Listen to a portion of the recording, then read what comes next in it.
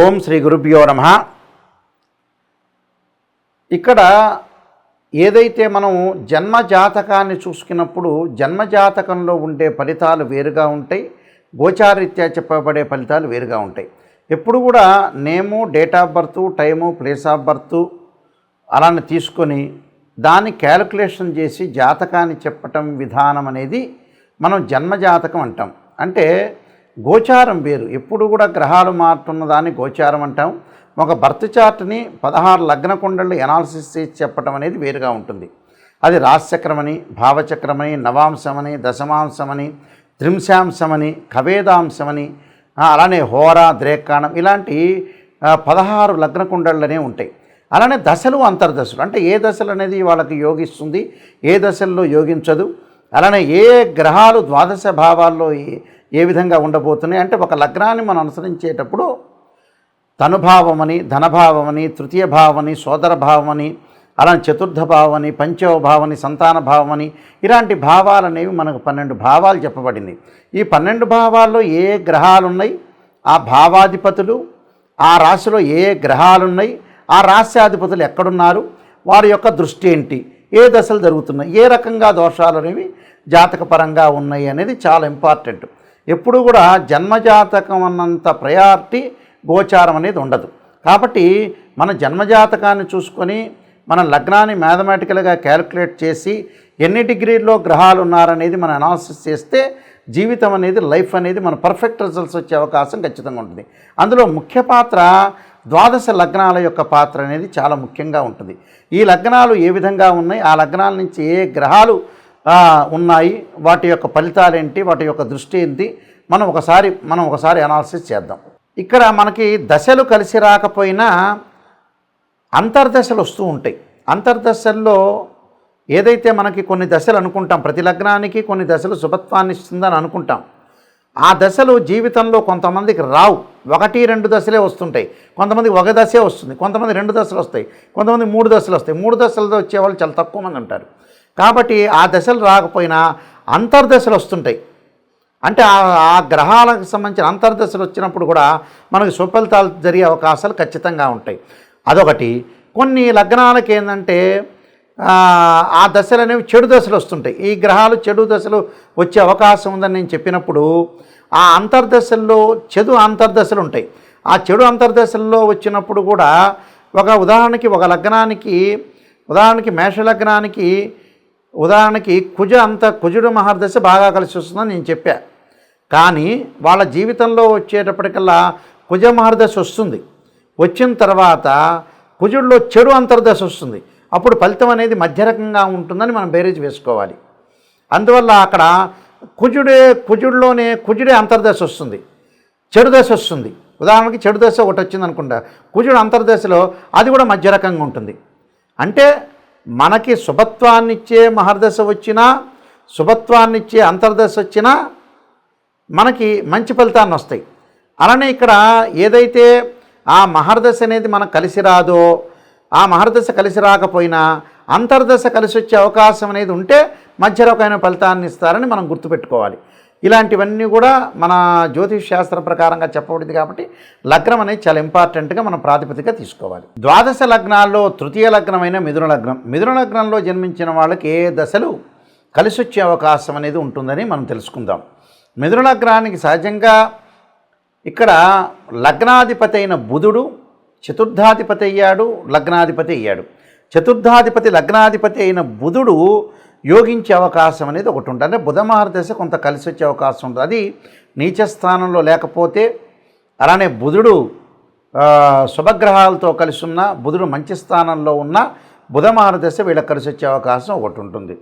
అలానే మిథున లగ్నంలో జన్మించిన వాళ్ళకి కుజుడి యొక్క మనం ఏదైతే కుజుడు ఎలా ఉంటాడు, శుక్రుడు ఎలా ఉంటాడో తెలుసుకునే ముందు శుక్రుడు సంబంధించిన విషయాన్ని మనం ఆలోచన చేద్దాం. ఇక్కడ పంచమాధిపతి అయ్యాడు. మిథునం, కర్కాటకం, సింహం, కన్య, తుల పంచమాధిపతి అయ్యాడు. అలానే వీరికి వ్యయాధిపతి కూడా అయ్యాడు శుక్రుడు శుభత్వాన్ని ఇచ్చే అవకాశం ఉంటుంది. నీచ స్థానంలో లేకపోయినా మంచి స్థానంలో ఉంటే యోగ ఫలితం అనేది వచ్చే అవకాశం ఉంటుంది. శుక్రుడు వల్ల అనుకూలమైన ఫలితాలు, లగ్జరీ, అలానే అనుకూలంగా ఉండటం, వాహనాలు కొనుగోలు చేయటం, సకాలంలో పెళ్లి జరిగే అవకాశాలు ఎక్కువగా ఉంటాయి. శుక్రుడు మంచి స్థానంలో ఉంటే, నీచ స్థానంలో ఉంటే లేట్ అయ్యే అవకాశాలు ఖచ్చితంగా ఉంటాయి. అలానే ఇక్కడ మిగతా వాటికి మనం చూసుకునేటట్టయితే శని నవమాధిపతి భాగ్యాధిపతి అయ్యాడు, అలానే అష్టమాధిపతి కూడా శని అయ్యాడు.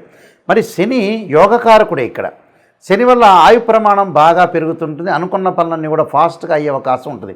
అది మంచి స్థానంలో ఉండి నీచ స్థానంలో లేకపోతే, అలానే నీచ స్థానంలో ఉంటే పనులలో ఆలస్యం జరిగే అవకాశాలు ఎక్కువ ఉంటాయి. మంచి స్థానంలో ఉంటే పనులు చకచకా జరగటం ఒకటి, ఆయు ప్రమాణం బాగుండటం ఒకటి, ఆరోగ్యం మహాభాగ్యం అంటారు, ఆరోగ్యపరంగా కూడా అనుకూలంగా ఉండే అవకాశం ఖచ్చితంగా ఉంటాయి. అంటే ఈ 3 దశలు కూడా బాగా యోగించే మహాదశలు అని చెప్పుకోవచ్చు. అలానే మిగతా దశలు ఏ విధంగా ఉండబోతున్నాయి మనం చూసుకునేటట్లయితే, ఇక్కడ రవి కుజుడు గురువు పాపత్వాన్ని ఇచ్చే దశలు అంటారు దీన్ని. ఎందుకంటే తృతీయాధిపతి రవి ఎప్పుడైతే ఈ మిథున లగ్నంలో జన్మించిన వాళ్ళందరికీ కూడా రవి మహాదశ కలిసి రాదు అని అర్థం. రవి శుభత్వాన్ని ఏదన్నా ఉండి దృష్టి ఉంటే మధ్య రకం కలిసి వస్తుంది. అలానే కుజుడు మిథున రాశి వాళ్ళకు వచ్చేటప్పటికల్లా షష్టమాధిపతి, అలానే లాభాధిపతి అయిన కుజుడు మహర్దశ అనేది మనకి పెద్దగా కలిసి రాదు. అంటే వాహన ప్రమాదాల విషయంలో కానీ, ఆరోగ్య విషయంలో కానీ, కోర్టు సమస్యలు కానీ, పోలీస్ స్టేషన్ కానీ, రక్షణ శాఖ విషయంలో కొద్దిగా అప్రమత్తంగా ఉండటం చాలా ముఖ్యమైన విషయం. అలానే మిథున లగ్నానికి వచ్చేటప్పుడే గురువు ఇక్కడ సప్తమాధిపతి అయ్యాడు, దశమాధిపతి అయ్యాడు. సప్తమాధిపతి దశమాధిపతి గురువు కావటం వల్ల మిశ్రమైన ఫలితాలు వచ్చే అవకాశాలు ఎక్కువ ఉంటాయి. మిశ్రమైన ఫలితాలంటే గురుమారదశ మధ్య రకంగా యోగిస్తుంది. గురువు నీచపడితే మళ్ళీ యోగించదు. మిత్రక్షేత్రంలో ఉన్న, స్వక్షేత్రంలో ఉన్న గురువు నీచస్థానంలో లేకుండా ఉచ్చస్థానంలో ఉంటే, అలానే గజకేసరి యోగాలు కానీ గురువుతో కనపడే యోగాలనే ఉంటే ఆ యోగాల వల్ల కూడా బాగా కలిసి వచ్చే అవకాశం ఖచ్చితంగా ఉంటుంది. కాబట్టి గురు మహర్దశ మధ్య రకంగా ఒక రకంగా 60% కలిసి వచ్చే అవకాశం ఎక్కువగా ఉంటుంది. కాబట్టి ప్రతి మహర్దశను మనం అనాలిసిస్ చేసుకొని ముందుకు వెళితే లైఫ్ అనేది బాగుంటుంది. దానికి సంబంధించిన రెమెడీస్ కూడా మీకు చెప్పబోతున్నా. ఆ రెమెడీస్ అనుసరించండి. ఎప్పుడైనా బర్త్ చార్ట్ అనేది చాలా ఇంపార్టెంట్. ఆ బర్త్ చార్ట్ తీసుకుని మనం ముందుకెళ్తేనే జీవితంలో మనం సక్సెస్ అయ్యే అవకాశం ఖచ్చితంగా ఉంటుంది. మన జాతకంలో ఎప్పుడూ కూడా ఉద్యోగ ప్రయత్నాల్లో కానీ, గవర్నమెంట్ ఉద్యోగం కానీ, ప్రైవేట్ ఉద్యోగం కానీ, మన లైఫ్లో స్టార్డమ్ అదృష్టం కలగాలంటే ఏంటంటే రవి బాగుండాలి. రవి బాగలేదు అని అనుకోండి, సూర్య నమస్కారాలు, సూర్యుడి యొక్క ఆరాధన, అలానే సూర్య హోమము, అలానే సౌర పాశుపతాస్త్ర రుద్రాభిషేకం చేయాలి. అంటే సూర్యుడు ఆరోగ్యాన్ని, ఉద్యోగాన్ని, అదృష్టాన్ని, రాజయోగాన్ని ఇచ్చేవాడు సూర్యుడు. కాబట్టి సూర్యుడు మన జాతకంలో నీచబడినా, అలానే మనకి ఉచ్చస్థానంలో లేకుండా నీచబడితే ఏదైతే మనకి ఆ రవి వల్ల ఎలాంటి ఫలితాలు జరగబోతున్నాయో మనం చూసుకుని రవి యొక్క దోషాన్ని పరిహారం చేయాలి. అలానే చంద్రుడు మనోకారకుడు అంటాం మనం. ఆ చంద్రుడు మానసికంగా ఆందోళన తీసుకొచ్చేవాడు. అలానే నీటి మీద, అలానే సముద్రాల మీద, నదుల మీద ప్రమాదాన్ని, సైకలాజికల్గా మెంటల్లీ డిజార్డర్ తీసుకొచ్చేవాడు చంద్రుడు. ఆ చంద్రుడి యొక్క దోషాన్ని తొలగించుకోవాలంటే చంద్రుడి యొక్క జపం చేసుకోవటం కానీ, అలానే చంద్రుడికి సంబంధించిన వివిధ పద్ధతులు, వివిధ రెమెడీస్ చేసుకోవటం వల్ల మనకు మానసికంగా ఉత్సాహం అనేది కలిగే అవకాశం ఎక్కువ ఉంటుంది. అంటే మెంటలీ డిజార్డర్ లేకుండా. అలానే కుజుడు ప్రమాదాన్ని చేసేవాడు. కోర్టు సమస్యలు, అన్నదమ్ముల మధ్యలో గొడవలు, అలానే మెడికల్ కంపెనీలు, రియల్ ఎస్టేటు, అలానే భూములు, అపార్ట్మెంట్లు, ఇళ్ళు, ఇవన్నీ కూడా తెలిపేవాడు ఎవరంటే అంగారకుడు. ప్రమాదాలను తెలిపేవాడు కూడా అంగారకుడే. దానికి అంగారకుడు నీచస్థానంలో ఉన్న, అంగారకుడు బాగలేకపోయినా, కుజదోషం ఉన్నా దానికి ఖచ్చితంగా అంగారక పాశుపతాస్త్ర రుద్రాభిషేకం లాంటివి, కుజ జపం లాంటివి, అంగారక హోమాన్ లాంటివి చేసుకోవటం మంచిది.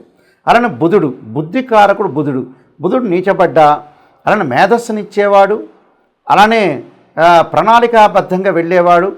అలానే ప్రణాళికాబద్ధంగా మనం వెళ్ళలేని స్థితిలో ఆలస్యం జరుగుతున్న పనులలో ఫైనాన్షియల్ పరంగా కానీ, విద్య పరంగా కానీ అనుకూలంగా లేకపోతే బుధుడి యొక్క దోషాన్ని మనం పరిహారం చేసుకొని ముందుకు వెళ్ళాలి.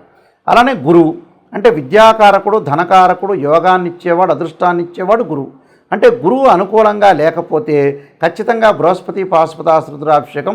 గురువు నీచస్థానంలో ఉన్న, ఎన్ని డిగ్రీలో నీచస్థానంలో ఉన్నాడు అనేది మనం చూసుకోవాలి. ఆ గురువు యొక్క ఫలితాన్ని మనం అనుసరించి గురువు యొక్క దోషాన్ని మనం పరిహారం చేసుకోవాలి. దానికి బృహస్పతి పాశుపతాస్త్ర రుద్రాభిషేకాలు ఉంటాయి, గురు జపాలు కూడా ఉంటాయి. ఖచ్చితంగా రెమెడీ అనేవి ఖచ్చితంగా చేసుకొని ముందుకు వెళ్ళాలి. వివాహకారకుడు అంటే కళత్రకారకుడు, అలానే లగ్జరీని ఇచ్చేవాడు, సుఖాన్ని సౌఖ్యాన్ని భోగాన్ని ఇచ్చేవాడు, వివాహం జరిపించేవాడు శుక్రుడు. శుక్రదోషం ఉంటుంది కొన్ని జాతకాల్లో, అంటే శుక్రదశ కలిసి రాని వాళ్ళు ఉంటారు. నేను చెప్పిన రవిదశ, అలానే చంద్రుడు, కుజుడు, బుధుడు, గురువు, ఈ శుక్రదశలు అంతర్దశలు బాగలేని వ్యక్తులు కూడా శుక్రుడు వివాహం కాబట్టేదో ఆలస్యం అవుతుంది, దగ్గరికి వచ్చినట్టు వచ్చిపోతుంది, ఏది కూడా మనం పనులు చేయలేకపోతున్నాం, వాహనాలు కొనుగోలు చేయలేకపోతున్నాం అనే వ్యక్తులందరూ కూడా భృగుపాశుపత రుద్రాభిషేకం లాంటివి చక్కగా జాతకాన్ని చూపించుకొని జాతకంలో అసలు నిజంగా దోషం ఉందా లేదా తెలుసుకొని ముందుకు వెళ్ళటం అనేది చాలా మంచిది. శని ఆయుక్కారకుడు, అంటే శని మహర్దశ కలిసి వస్తుందా లేదా ఆ లగ్నానికి, శని బాగలేడా, శని నీచ స్థానంలో ఉన్నాడా మనం తెలుసుకోవాలి. శని ఆయుష్ ఇచ్చేవాడు శని. ఆరోగ్యపరంగా అనారోగ్యం చేసేది, ఆరోగ్యపరంగా ఇబ్బందులు కలిగించేవాడు కూడా శనే. అలానే రవి కూడా ఆరోగ్యపరంగా ఇబ్బందులు కలిగించేవాడే. అలానే కుజుడు ప్రమాదాలను కలిగించేవాడు. కాబట్టి శని యొక్క దోషం పోవటానికి శని జపము, శనికి సంబంధించిన హోమము, అలానే తైలాభిషేకం లాంటి వివిధ పద్ధతులు చాలా ఉన్నాయి. ఆ శని యొక్క దోషం తొలగించుకోవటం చాలా మంచిది. అలానే రాహు అంటే విదేశాలకు వెళ్ళటం, జీవితంలో మాయగా ఉండటం, జీవితంలో ఏది కూడా అనర్థాలకి దారితీసే అవకాశాలు, దగ్గరకు వచ్చినట్టు వచ్చి పనులు లేటుగా జరగడానికి రాహువు సంబంధించినవి కూడా సర్పసూక్త పాశుపత రుద్రాభిషేకం లాంటివి చేసుకోవాలి. రాహు మార్గదశ కలిసి వస్తుందా లేదా కూడా చూసుకోవాలి. అలానే కేతు, జ్ఞానకారకుడు కేతు అంటాడు. ఆ కేతువు మంచి స్థానంలో లేకపోయినా, రాహుకేతు నీచ స్థితిలో ఉన్న సర్పదోషాలు కాలసర్పదోషాలు ఉన్నా కూడా ఆ కేతువు యొక్క దోషాన్ని పరిహారం చేసుకోవడానికి గణపతి యొక్క ఆరాధన చాలా ముఖ్యమైనది. కాబట్టి ఆ కేతువు మహర్దశ కలిసి వస్తుందా లేదా కూడా చూసుకోవాలి. ఇవన్నీ కూడా జన్మజాతకాన్ని బట్టి, ద్వాదశ భావాలను బట్టి, రాశ్యాధిపతులను బట్టి నిజాన్ని తెలుసుకొని మనం ముందుకు వెళితే దాని యొక్క పరిహారాలు, ప్రతి పరిహారానికి కూడా ఖచ్చితంగా ఒక జీవితంలో ప్రాబ్లమ్స్ ఉందంటే ఖచ్చితంగా పరిహారం చేసుకుంటే చాలా మంచి జరిగే అవకాశం ఉంటుంది. నెగిటివ్లో ఉంటేనే మనం పాజిటివ్ వస్తే మనకు మంచి జరిగే అవకాశాలు ఖచ్చితంగా ఉంటాయి. వీళ్ళందరికీ కూడా సుఫలితాలు జరగాలని ఆశిస్తూ సర్వే జనా సుఖినో భవంతు.